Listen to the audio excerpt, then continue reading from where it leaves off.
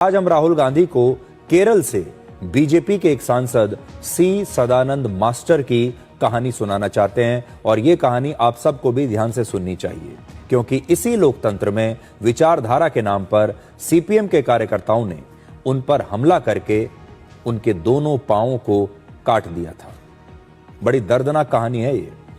61 वर्ष के सदानंद मास्टर केरल में वर्षों से जारी राजनीतिक हिंसा का एक प्रत्यक्ष उदाहरण है, जिन्होंने इसकी कीमत बहुत बड़ी कीमत अपने दोनों पांव गंवा कर चुकाई है।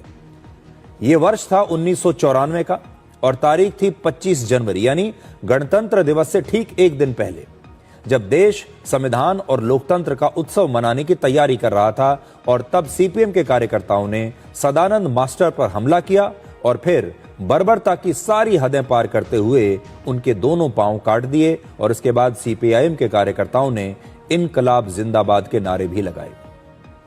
सदानंद मास्टर की उम्र उस समय लगभग 30 साल की रही होगी और जब यह हमला हुआ तब वो अपने घर लौट रहे थे।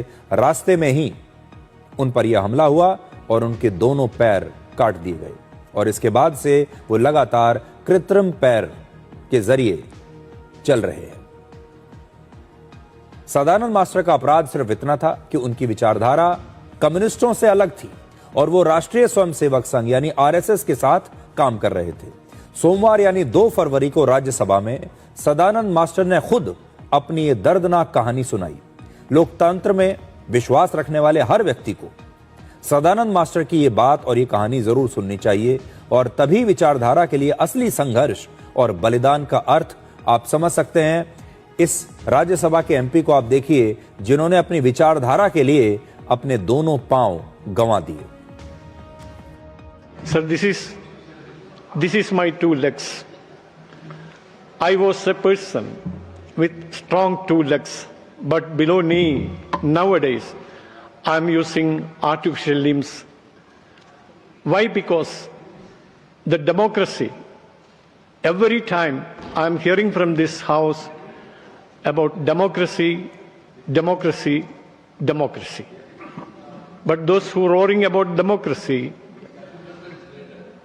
they committed an attack upon me 31 years ago in Kerala. The CPM leaders,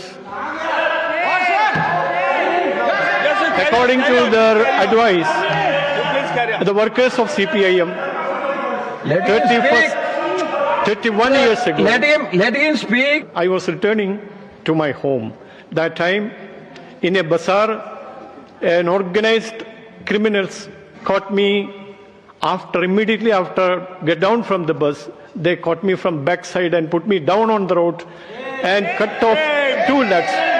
They were shouting about Inqilab Zindabad.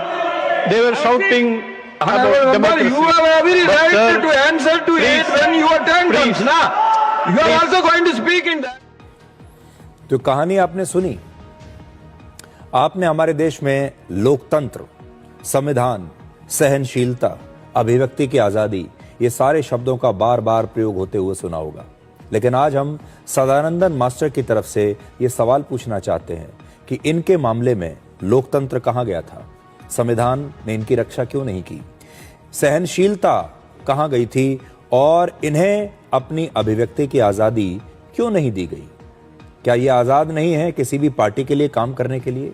क्या आरएसएस में अगर कोई काम करता है तो उसके साथ ऐसा व्यवहार किया जाएगा? अब सहनशीलता कहां चली गई?